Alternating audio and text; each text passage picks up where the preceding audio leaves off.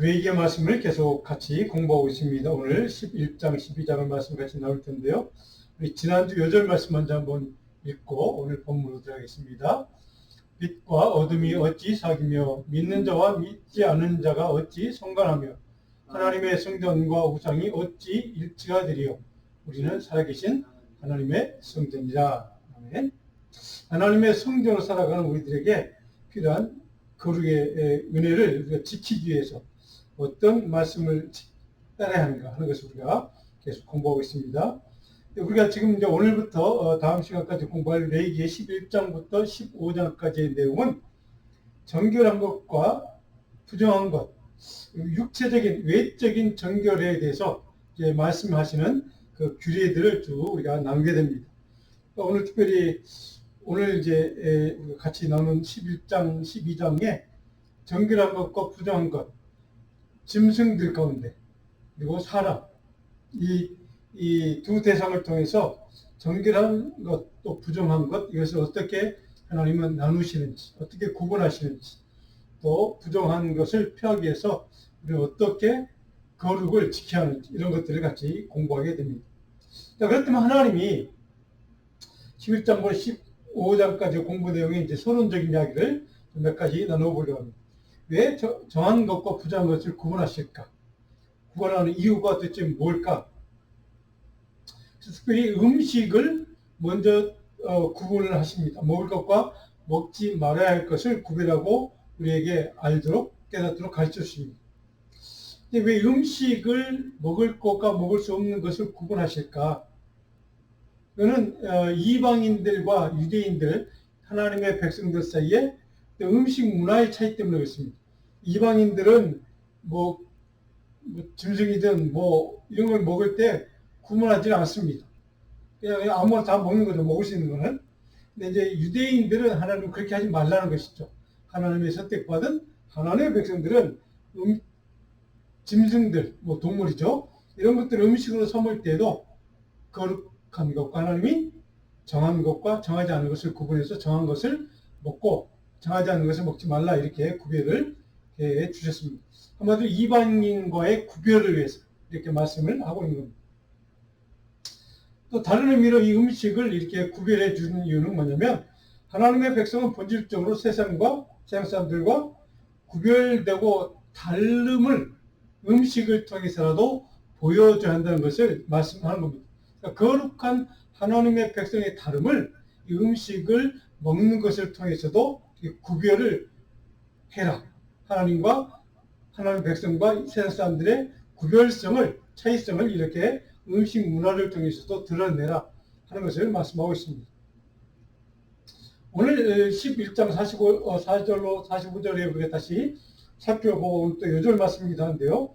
이 말씀을 보면 하나님 본질상 거룩한 분이어서 그의 사랑하는 백성들, 선택받은 백성들도 거룩하게 살기를 원하신다는 것을, 그래서 우리가 이 음식 문화를 구별해 주심으로 하나님의 거룩하심, 그 본질상 거룩하심을 따라서 살아야 될 하나님의 백성들의 거룩을 이렇게 구별해서 세상 사람들에게 보여줘라, 증거해라, 이런 말씀을 이제 우리에게 이제 주시는 것을 보게 됩니다. 그 다음에 정한 것과 부정한 것을 언제부터 구분하기 시작했는가? 또 원칙은 무엇인가? 잠깐에 제가 그냥 들으시면 됩니다. 그냥 메모 삼아서. 우리가 에덴 동산의 선악과를 하나님 구분하셨죠? 정한 것과, 그러니까 먹어야 될 것, 먹지 말아야 될 것을 하나님은 그때부터, 우리 창조 이야기부터 정확하게 구분해주고 있습니다. 그렇죠?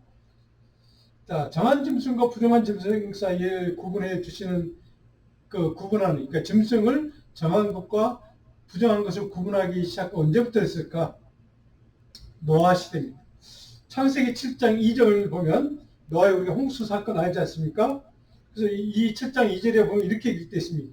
너는 모든 정결한 짐승은 암수 7씩, 부정한 것은 암수 2씩을 내게로 데려오며, 이렇게 노아의 방주 속에 들어가야 될 짐승을 선별할 때에 정결한 짐승과 부정한 짐승을 이렇게 노아가 구분을 한 것을, 하나님 물론 그렇게 명하셨겠죠. 이렇게 기록을 하고 있습니다.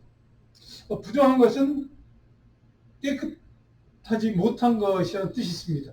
근데 성경에 보면 가증한 것 이런 표현이 있습니다. 가증하다. 이것은 혐오스러운 것을 표현할 때 가증하다 이렇게 보니까 더러운 것이죠. 그래서 부정한 것과 가증한 것이 물론 뭐 같은 의미긴 하지만 조금 미묘한 차이가 있다는 것이죠. 자, 그렇다면 이 정한 것과 부정한 것에 이것을 구분하는 기준은 뭘까? 물론 유대인들이 학자들에 의하면 세 가지 이유 때문에 구분을 하셨다는 겁니다. 첫 번째는 위생학적인 이유가 있다는 겁니다. 분리돼서 인간에게 질병을 이제 가져다 원인이 되거나 사람의 건강을 해치는 그런 짐승일, 그런 동물일 경우에 이제 그것을 금했다, 뭐 이렇게 표현합니다. 두 번째는 종교의식상, 종교상의 이유. 그래서 이교도의 우상들이죠. 이교도의 제사 제물로 드려졌던 짐승들, 뭐 이런 것들은 이제 부정하고 가증한 것이라고 하나님이 그렇게 기준을 세웠다는 것이. 그래서 우리가 신약 시대에도 초대교회 시대에 이제 로마의 그런 그 고린도 소신과 주일을 공부하고 있는데 고린도 교회도 마찬가지입니다. 그 우상에게 바쳐진 제물을 먹어야 되느냐 말아야 되느냐. 그것 때문에 교회 안에 갈등이 있었고 싸움이 있었던 것을 우리가 이제 앞으로 보게 될 텐데, 그런 이제 종교적인 이유가 있었던 겁니다. 세 번째로는 상징적인 이유. 어떤 짐승들은 죄를 상징하거나 사단을 상징하는 그런 것으로 사용되는 것 때문에 그것을 이제 금한 부정한 짐승이라고 하나님께 구분하셨다, 이렇게 이제 표현하는 겁니다. 예를 들면 이제 신약 성경에 우리가 요한 계시록을 보면 뭐 레위아다, 그렇죠? 악의 대장 아닙니까? 악의 뭐 축이죠. 이제 그런 짐승을 표현할 때 이제 그런 것은 이제 물론 뭐 좀 다른 의미가 있지만 그런 의미에서 부정한 것으로 하나님이 구별하신 짐승들을 그렇게 먹지 말라고 얘기하셨다, 명령하셨다 하는 겁니다. 그렇다면 이제 중요한 것은 왜 그럼 그것을 하나님은 정한 것과 부정한 짐승을 구분하셨을까? 그 목적이 뭘까? 자, 두 가지입니다. 우리 스크린 보시면 제가 적어놨는데요. 외적인 목적이 있고 이제 내적인 목적이 있습니다. 외적인 목적은 외적 행위를 통해서 거룩성을 판단할 수 있다는 겁니다. 그래서 외적인 행위, 그것을 먹느냐 안 먹느냐, 명하신 것을 순종하느냐 하는 것이죠. 하나님의 명령에 대해서 거룩한 백성이냐 아니냐를 판단할 수 있기 때문에 그런 짐승들을 구분하셨다 하는 겁니다. 두 번째, 내적인 목적. 그것을 먹지 말라고 하나님 명령하셨는데 그것을 먹지 않음으로 해서 하나님 말씀에 순종함으로 해서 거룩성, 내적인 영적인 정결성, 거룩성을 이렇게 지킬 수 있도록 하시는 겁니다. 그러니까 그런 걸 먹지 말라고 했으면 안 먹으면 저 사람은 그래도 하나님의 백성으로 거룩성을 지키려고 노력한 믿음의 사람이야 라고 인정할 수 있기 때문에 그런 목적으로 이렇게 명령하셨다, 구분하셨다, 이렇게 학자들이 얘기를 합니다. 자, 그렇다면 정한 짐승과 부정한 짐승을 이제 구체적으로 어떤 짐승들을 이렇게 구분하셨는가, 그 규례는 어떤 규례가 있는가, 이런 것을 이제 11장과 12장 이렇게 기록을 하고 있습니다. 자, 11장 1절로 8절에 보면 동물에 관한 규례가 있습니다. 동물. 11장 2절에 보면 육지의 모든 짐승, 동물이죠. 즉 너희가 먹을 만한 생물은 이러하니라. 먹어도 좋다, 정한 동물이 이거다 라고 하나님이 직접 일일이 그것을 이제 규례를 정해서 규정을 해주는 겁니다. 정해주는 겁니다. 11절 3절에 모든 짐승 중 굽이에 갈라져 쪽발이 되고 새김질하는 것은 너희가 먹되, 우리가 잘 아는 말씀이죠. 물론 유대인들은 지금도 이 이제 규례를 그대로 지키고 있고 안식일 교인들도 이제 그것을 지키려고 이제 굉장히 하는 이제 그런 종교 단체가 이제 안식일 교회이기도 한데, 자, 굽이 갈라져 쪽발이 되는 것, 그리고 새김질하는 것, 이 두 가지 조건이 다 맞아야 먹을 수 있는 짐승이라는 겁니다. 이 두 가지 중에 하나만 어긋나도 먹을 수 없는 짐승으로 구분이 되는 겁니다. 그러니까 두 가지가 다 충족이 되어야 먹을 수 있는 짐승으로 지금 구분을 하고 있다는 겁니다. 여러분이 기억해 주면 좋겠습니다. 굽이 갈라지고 대새김질하는 짐승, 이 두 가지 조건을 다 충족해야 된다는 것이죠. 자, 그런데 이 짐승, 동물에 대해서 먹을 수 있도록 언제부터 이게 가능해졌는가? 우리 인간 역사에 있어서 성경에 보면 창세기 1장 29절에 보면 하나님이 이르시되 내가 온 지면에 씨 맺는 모든 채소와 씨 가진 열매 맺는 모든 나무를 너에게 주노니 너희의 먹을 거리가 될 것이다 라고 해서 창세기 1장에 보면 창조 질서에 인간에게 먹을 것을 주신 것은 채소입니다. 그리고 열매입니다. 이것을 먹을 수 있는데 짐승은 먹을 수 있는 음식으로 주지를 않았다는 얘기입니다. 그렇다면 인간이 언제부터 짐승을 식용으로 먹을 수 있게 되는가? 그것은 노아 홍수 이후부터입니다. 노아 홍수 이후. 창세기 9장 3절에 보면 노아 이제 홍수가 이제 다 끝이 난 이후죠. 그때 하나님이 이제 노아를 통해서 이렇게 명령하십니다. 창세기 9장 3절 전반부를 보면 모든 산 동물은 너희의 먹을 것이 될지라. 이렇게 되어 있습니다. 그러니까 노아 홍수 이후부터는 동물을, 짐승을 인간이 먹을 수 있는 식용으로 허용된 짐승들이 있다는 것이죠. 그리고 나서 이제 먹을 수 있는 짐승과 먹을 수 없는 동물을 오늘 하나님이 규정을 해놓은 게 레위기의 11장의 내용이라는 것입니다. 자, 그렇다면 물고기도 정하고 부정한 것이 있다는 물고기도 먹을 수 있는 것과 먹으면 안 되는 것을 9절로 12절, 11장에 이렇게 구분해 놓고 있습니다. 먹을 수 있는 물고기 구분 원칙은 두 가지입니다. 이것도 비늘이 있는 것과 지느러미가 있어야 됩니다. 비늘도 있고 지느러미 있는 물고기는 먹어도 되는 정한 물고기, 그 외에는 다 먹으면 안 되는 부정한 것. 이 두 가지 조건을 다 충족하는 이제 생선만 먹을 수 있다는 것이죠. 자, 새에 대한 정한 것과 부정한 것을 새 종류를 구분하는 말씀 13절로 19절에 기록되어 있습니다. 먹을 수 있는, 먹는 부정한, 정한 새를 이렇게 구분해 놓고 있습니다. 그런데 곤충 있죠. 곤충을 또 정한 것과 부정한 것을 구분해 놓는, 그래서 먹어도 되는 것과 먹으면 안 되는 것, 이렇게 구분해 놓는 내용, 그 규례가 어디에 있냐면 20절로 23절까지입니다. 먹을 수 있는 곤충은 다음 네 가지 조건을 충족해야 됩니다. 날개가 있고 뛰는 것이고 또 발이 4개가 있고 2개의 뒷다리를 가지는 것. 이제 이런 거에 해당되면 그런 이제 새들을 먹어도 된다는 겁니다. 그래서 여러분들이 상처로 알고 있겠지만 메뚜라기, 귀뚜라미 이런 종류를 먹어도 된다고 합니다.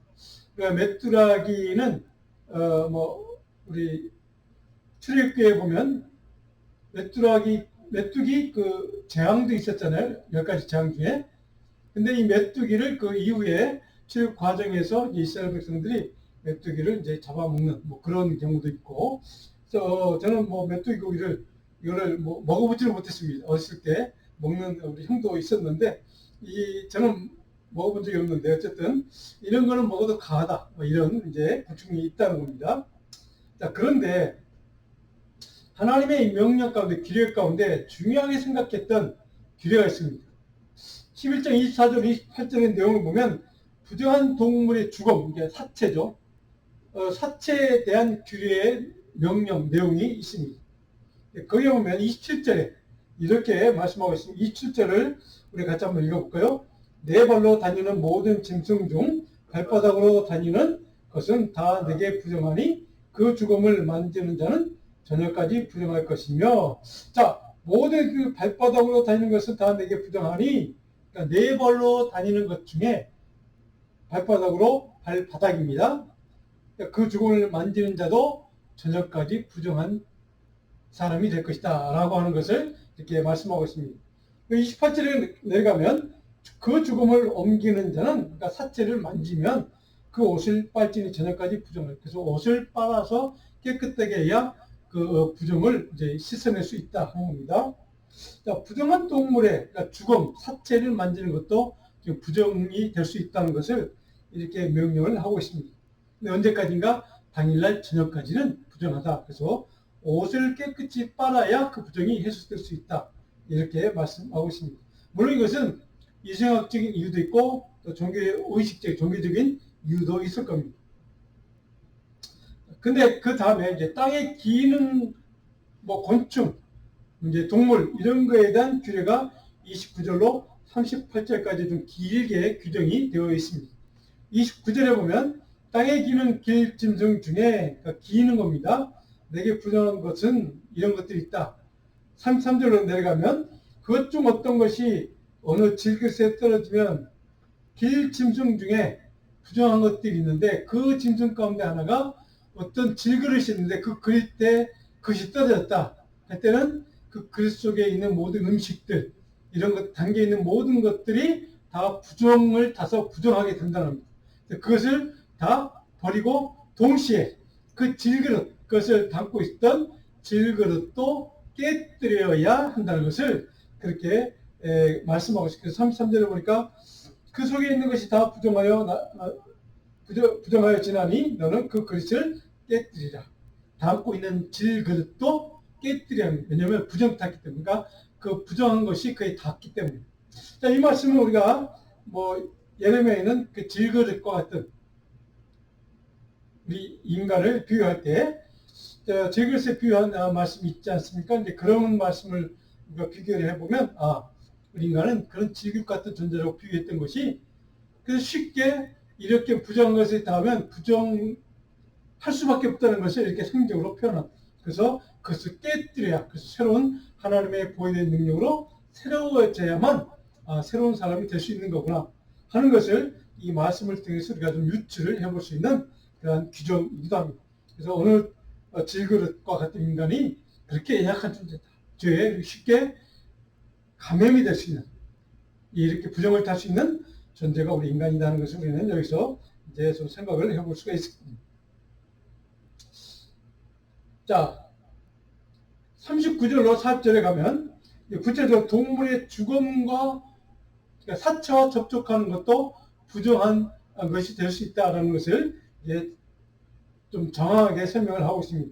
사소한 사체와 접촉하는 것만으로도 부정한 것이 된다는 것을 말씀하고 있고요.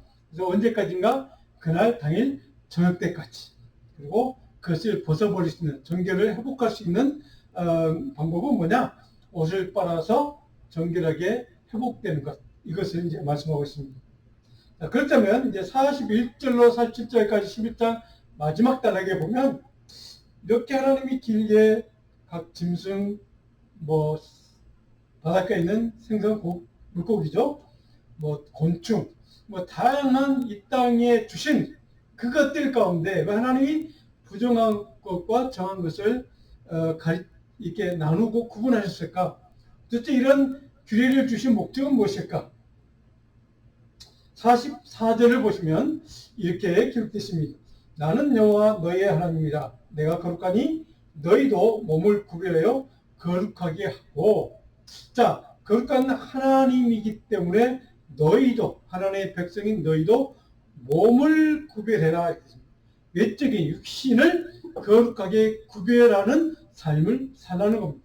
그러니까 영적인 거룩성뿐 아니라 육체적인 외적인 구별, 거룩성을 지금 동시에 지켜야 한다는 것을 이렇게 말씀하고 있습니다. 사실 마지막에 보면 스스로 더럽히지 말라, 스스로 더럽히지 말라 이 말씀 사이에 너희 육신을 더럽히지 말라 이런 것이 생각되어 있다고 이해하시면 육체를 거룩하게 지키는 것도 하나님의 거룩한 백성으로 지켜야 될 규례구나, 명령이구나 하는 것을 우리가 깨달을 수 있습니다. 45절로 가면 나는 너희 하나님이 되려고 너희를 애굽 땅에서 인도해낸 여호와라. 내가 거룩하니 너희도 거룩할 자다. 물론 이것은 예수님도 이제 산상수훈에 가면 인용하고 있는 말씀이기도 합니다. 자, 그렇다면 도대체 어떤 짐승, 어떤 곤충, 것이 어떤 동물이 부정한 것으로 구별되었나? 하나님이 부정하다고 그냥 인정하신 건 무조건 부정한 겁니다. 그리고 동물의 죽음, 사체에 접촉하는 것만 해도 부정한 존재가 될 수 있다는 것이죠. 자, 부정한 그 질그릇에 부정한 것이 그 질그릇에 떨어질 때 그 질그릇 자체도 부정한 것이 돼서 그래서 깨뜨려야 한다는 것을 오늘 강력하게 부정한 것을 접촉하는 것에 대해서 금지하는 것을 이렇게 하나님이 강하게 말씀하고 있는 것을 우리가 보게 됩니다. 자, 그렇다면 정결하게 하는 법, 부정한 것으로부터 정결을 회복하는 법은 도대체 뭘까? 지금 말씀드린 겁니다. 부정하고 모든 것들을 이제 그릇까지도 깨뜨리고 파괴하라는 말씀. 그래서 옷이나 가죽이 닿았으면, 부정관이 닿았으면 깨끗이 빨아야 된다는 것. 그리고 가장 중요한 것, 유대인들에게 가장 중요한 것은 이 정결 예식, 조금 이따가 합니다. 그 예식을 행함으로 해서 제사장이 공식적으로 정결을 회복했다는 것을 선포해 줘야 됩니다. 그래야 정결을 다시 회복하는 겁니다. 부정한 것을 사체를 만질 수도, 실수로 만질 수도 있고, 뭐 그걸 꼭 만져야 될 이유도 있겠죠. 어쨌든 그런 것을 이제 통해서 정결함을 잃고 부정한 것이 되었다면 그 정결을 회복하는 예식을 통해서, 제사를 통해서, 그리고 제사장이 선포함으로 그 정결을 다시 회복할 수 있다는 것을 유대인들에게 명령하시는 말씀이라고 우리가 이해하시면 그런 이유였구나 하는 것을 우리가 이해하게 됩니다. 그렇다면 하나님이 왜 이렇게 길게 정결 규례를 이스라엘 백성들에게 주셨을까? 목적은 뭘까? 스크린 보시면 여러분 설교 노트에도 있습니다. 이스라엘 백성들이 하나님 백성으로 구별되었음을 이제 가르치기 위해서 이 규례를 통해서 너희는 이런 백성들이야. 이걸 지키면 거룩한 백성이야 하는 것을 가르치고 또 드러내는 수단이었다는 것이죠. 이방 민족과의 외적인 구별을 위해서 이런 규례를 통해서 너희들은 이렇게 구별될 삶을 살아라 이렇게 말씀했다는 것이죠. 그리고 세 번째는 거룩한 외적인 육체적인 삶을 통해서 내적인 선결을 동시에 구별됨을, 너희들 구별된 하나님의 백성임을, 거룩한 백성을 지키라 하는 것입니다. 외적인 육체적인 그 조건들을 지킴으로 해서 내적인 성결성을 하나님 앞에서 지키고 살도록 이런 규례를 통해서 부정한 것과 정한 것을 나누시고, 정한 것은 먹어도 되지만 부정한 것은 먹지 말라고 이렇게 구분하신 이유가 바로 거기에 있다 하는 것을 우리가 이제 깨닫게 된다는 겁니다. 자, 그렇다면 동물만 구분하셨는가? 아닙니다. 하나님은 우리 사람도 거룩한 것과 부정한 것을 구별해 주셨습니다. 자, 제가 혹시 여러분 그 설교 노트를 보시면 도표가 한 가지 있습니다. 도표. 아마 이런 도표가 있는데요. 이런 도표를 보시면 설교 노트에 있습니다. 여기에 지금 11장 공부했던 내용을 자세하게 제가 좀 적어놨습니다. 여러분들이 이거 도표를 보시고 정한 동물은 이런 거고 부정한 동물은 이런 거야. 성경에 이렇게 기록되어 있구나 하는 것을 여러분들이 쉽게 시간 되시면 레위기의 말씀과 신명기 말씀을 제가 이제 적어놨으니까 한번 읽어보시기를 바랍니다. 그래서 여러분들 이 도표를 보시면 아주 쉽게 구분할 수 있을 것 같습니다. 자, 부정한 사람에 대한 규정은 12장에 기록되어 있습니다. 그래서 부정한 사람은 어떤 사람들인가? 첫 번째로 구별된 사람들이 출산한 여성입니다. 산모죠. 출산한 여성이 부정하다. 그러니까 산모 자체 아니면 태어난 그 아이, 이 사람이 부정하다는 뜻이 아닙니다.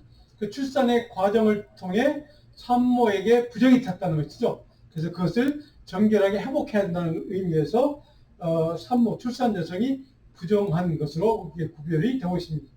자, 1절로 5절에 12장 1절로 5절에 보면 자세하게 설명이 되어 있습니다. 2절에 보면 여인이 임신하여 남자를 낳으면 그는 1회 동안 부정하다. 근데 남자 아이를 출산하면 7일 동안 부정한 상태. 3절에 가면 8째 달에는 그 아이를 남자아이니까 포피를 뺀다니까 할례를 시키려는 거죠. 이게 우리가 잘 아는 할례법입니다. 자, 12장 4절에 가면 그 여인은 아직도 33일을 지내야 사녀리 깨끗해질 것이다. 그래서 유대인들은 이 33일, 그러니까 지금 7일 남자아이를 낳았을 경우에 33일 더 지나니까 합해서 40일 동안 사람을 만날 수가 없습니다. 40일이 지나야 방문객을 맞을 수가 있습니다. 그러니까 축가도 그때 지나서 받을 수 있다는 것이죠. 자, 남자아이를 낳으면 40일 동안 산모가 부정한 기간입니다. 그래서 40일이 지나야 정결성을 회복할 수 있게 된다는 것이죠. 자, 그리고 5절에 가면 여자아이를 낳으면 어떤가? 2배입니다. 2일 동안 부정한 상태, 산모는 2일 동안 부정하고 그 이후에 깨끗하게 정결하게 회복되는 기간은 66일을 더 지내야 한다. 그러니까 합하면 80일이죠. 총 80일이 지나야 여자아이를 출산한 산모는 그때 정결성을 회복할 수 있게 된다 하는 겁니다. 자, 정결한 사람과 부정한 사람의 구별은 바로 이렇게 이제 나오는데 세 가지 경우가 있습니다. 산모인 경우 지금 말씀드린 두 번째 죽음 사체를 접촉한 경우에 부정한 사람이 됩니다. 세 번째는 우리가 잘 아는 한센병 환자. 그러니까 이 문둥병 환자라고 우리가 보통 부르는 그 세 가지 경우에 해당되는 사람은 부정한 사람으로 취급받습니다. 그렇게 구별됩니다. 유대인들에게. 자, 그렇다면 해설은 여성이 왜 부정한 것인가? 해석 과정에서 외적으로 부정한 것이 있기 때문에 이제 부정하다고 보이는 겁니다. 그러니까 생명 그 자체가 부정한 뜻이 아닙니다. 여성의 출산과 해산이 부정한 이유를 그러니까 이제 성경을 이렇게 읽어보면 연희 해산과 출산은 인류 최초의 범죄 이후에 하나님의 심판과 연관이 됐습니다. 우리 아담과 하와의 원죄 아시죠? 그 다음에 하나님이 여성을 향해서 무슨 심판하십니까? 해산의 고통, 해산의 수고를 통해서 이제 심판을 하신다는 것을 하나님 말씀하시죠. 자, 바로 이 해산의 수고와 고통을 원죄의 결과로 이제 받게 되는데 여성이 인내하고 감당해야 될 해산의 고통 때문에 바로 그 아이를 낳을 때 그 고통 때문에 하나님의 저주 때문에 그래서 그 부정한 기간이 있다는 것이죠. 그렇게 부정하게 됐다는 겁니다. 자, 그것을 유대인들은 저주로 생각하게 되고 있습니다. 그래서 출산 시 또 한 가지 이유는 출산할 때 이제 피를 흘릴 때 그 피가 이제 죽은 피가 이제 나오면 죽은 피를 이제 흘린다라고 생각했습니다. 그래서 그 산모가 죽은 피를 흘렸기 때문에 피와 죽은 피와 접촉했다라고 생각해서 그들은 부정한 사람이 된 겁니다. 그래서 정결한 기간이 필요하다. 그래서 남자를 아이를 낳으면 40일만, 여자아이를 낳으면 80일 동안 지나서 정결을 회복할 수 있다. 물론 그냥 날짜만 지났다고 해서 정결을 자동적으로 회복하는 건 아닙니다. 어떻게 해야 그 정결을 회복할 수 있는가? 종교적인 제사를 드려야 됩니다. 그 내용이 6절로 8절에 기록되어 있습니다. 자, 정결 예식을 통해서 산모는 이제 정결을 회복할 수 있다는 내용이 6절에 보면 이렇게 기록됐죠. 아들이나 딸이나 정결하게 되는 기한이 차면 남자아이를 낳으면 40일, 여자아이를 낳으면 80일. 그 여인은 번제를 위하여 1년 된 어린 양을 가지고 속죄제를 위하여 집부들기의 새끼나 산뼈들기를 해방문 제사장으로 가져갈 것이요. 자, 번제를 드리기 위해서는 어린 양을 가지고 가고, 자, 속죄제를 드리기 위해서는 비둘기 새끼를 형암문 앞에 제사장으로 들고 가서 제사를 드려야 합니다. 두 가지 제사죠. 번제와 속죄제. 이 두 가지 제사를 드려야 일정 기간이 지나고 난 다음에 정결을 회복할 수 있답니다. 그 제사를 드리고 난 다음에 그냥 제사만 드리면 되는 것인가? 아닙니다. 자, 7절을 보시면 제사장은 그 연회하여 속죄할지니 그러면 사늘이 깨끗하리라. 8절에 제사장은 그리하여 속죄할지니 그가 정결하리라. 속죄제와 이 번제를 통해서 정결 의식을 드리고 난 다음에 제사를 드리고 난 다음에 제사장이 정결을 회복했다라고 선포를 해줘야 됩니다.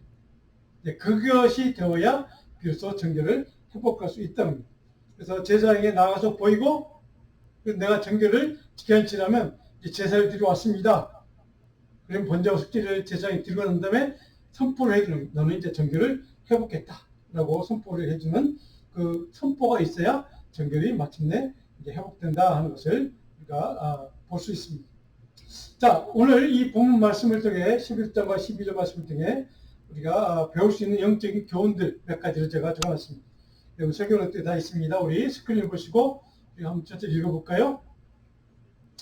자, 외적인 음식들을 통해 하나님은 자기 백성들의 거룩함, 성결함을 지키고 구별된 삶을 살기 원하심을 기억해야만 합니다.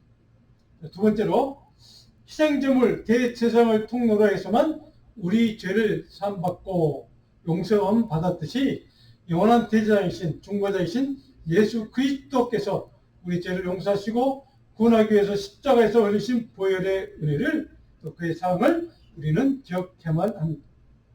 자, 세 번째로 영원한 세 번째 제가 적어놨던 말씀, 영원한 대제사장 중보자이신 예수 그리스도, 그분의 희생 제물 때문에, 자기를 희생 제물을 드려주신 그 십자가의 은혜 때문에, 그 사랑 때문에 우리가 용서함 받았다시, 산모도 일정한 기간이 지나면 자동으로 정결을 회복한 것이 아니라 속죄제와 번제를 드려야만 했던 것처럼, 그 제사장의 선포가 있어야만 했던 것처럼, 대제사장 대신 그 예수 그리스도, 그분의 피 흘려 주신 그분의 십자가의 죄 용서의 은혜와 사랑을 선포하심으로 인해서 우리가 구원받게 되었다, 영원한 생명을 얻게 되었다, 하나님 나라의 백성이 되었다는 것을 우리가 기억한다는 사실을 우리 이 제사 예수를 통해서도 우리 배울 수 있게 됩니다. 자, 디모데전서 4장 3절로 이 5절 말씀, 4절로 5절 말씀을 같이 한번 읽어볼까요? 하나님께서 주신 모든 것이 선함에 감사함으로 받으면 버릴 것이 없나니 하나님의 말씀과 기도로 거룩하여 집니다.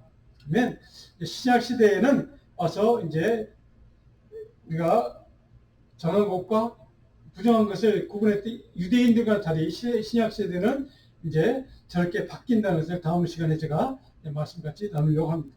이 말씀도 꼭 기억했으면 좋겠습니다. 자, 오늘 요즘 말씀 레위기 11장 44절로 45절 말씀입니다. 같이 기억하시고 집에서 몇 번 이 말씀을 좀 묵상해 주시면 좋겠습니다. 자, 오늘 제가 묵상 과제를 드리는 질문이 하나 있습니다.